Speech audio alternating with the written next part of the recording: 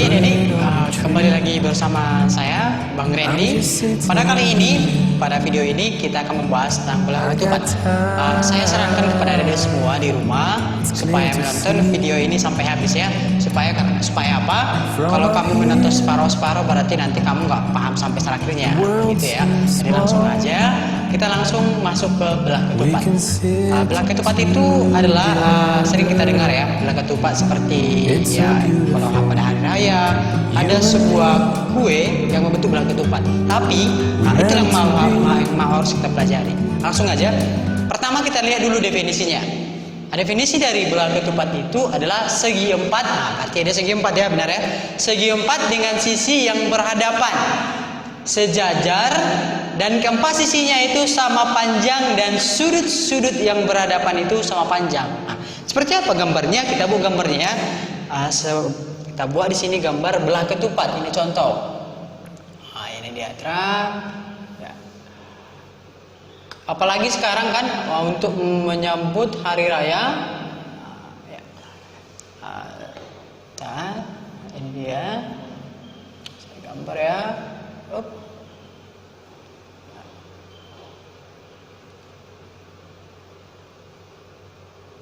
Ini dia.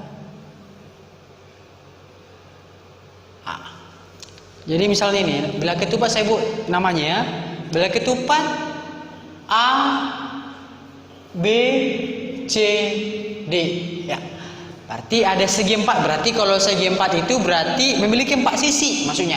Yang mana sisinya itulah AB, BC, CD, dan DA. Itu dia, berarti terpenuhi ya. Dan sisi yang berhadapan saja. Berarti AB dengan DC berhadapan ya. Berarti dia sejajar. Maka memenuhi ya. Dan keempat sisinya itu sama panjang.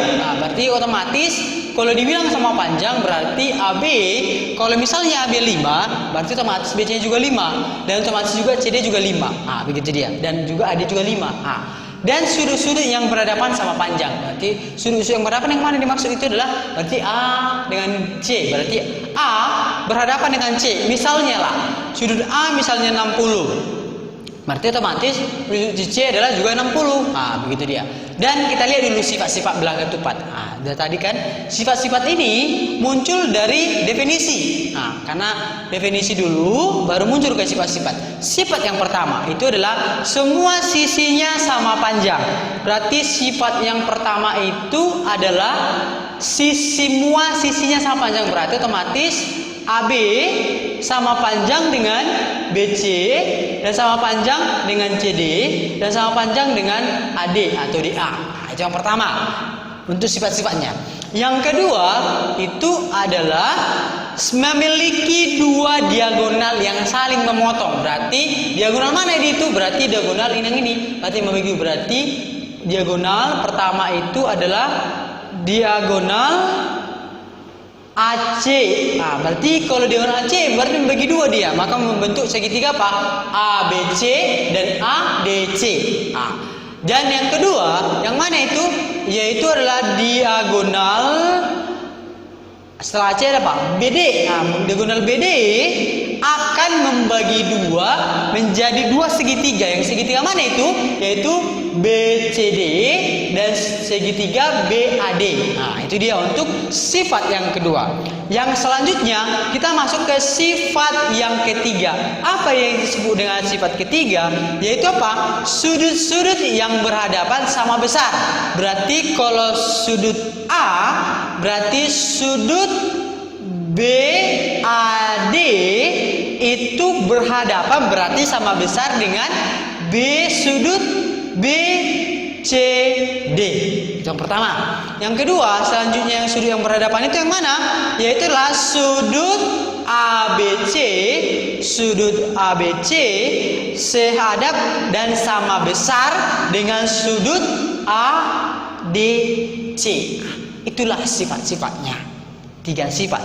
Selanjutnya yang sering muncul di dalam belah ketupat itu adalah luas. Yaitu luas belah ketupat. Apa rumus luas belah ketupat? Rumus luas belah ketupat itu yaitu adalah setengah diagonal 1 kali diagonal 2. Berarti itu sama dengan diagonal 1 kali diagonal 2 per 2. Berarti kalau di soal ini contohnya, maka kalau sini kita buat apa? AC kali BD, AC kali BD per 2. Inilah luas untuk belah ketupat, dan ini akan kita pakai untuk menjawab soal. Habis ini kira-kira paham ya Dede ya di rumah ya? Baik, lanjut. Langsung kita ke soal. Nah, pada belah ketupat PQRS, kita gambar dulu belah ketupatnya. Yang mana belah ketupat itu? Kita buat dulu sini gambarnya dulu. Gambar belah ketupat.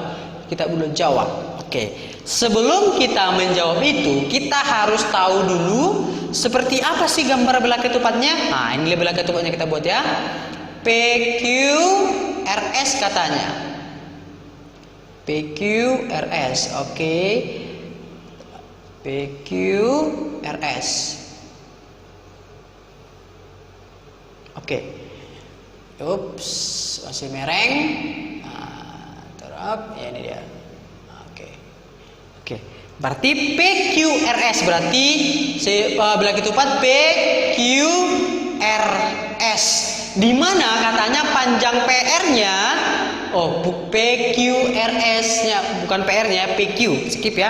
Ini bukan PR tapi PQ. Nah, ini PQ.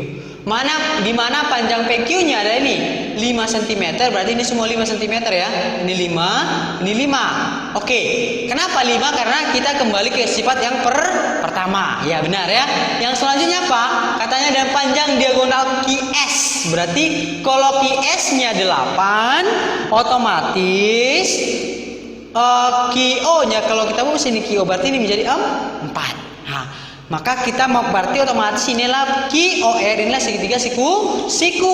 Karena sudut QOR adalah 90 derajat. Kenapa kita berani sudut 90 derajat? Karena dia siku. Benar ya? Karena dia merupakan siku. Maka untuk mencari panjang PR, berarti untuk mencari panjang PR, pertama dulu kita mencari dulu OR-nya, dan nanti OR itu sama dengan OP. Nah, maka kita coba dulu, kita ambil dulu sebuah segitiga yang kecil. Nah, ini segitiga kecilnya ya.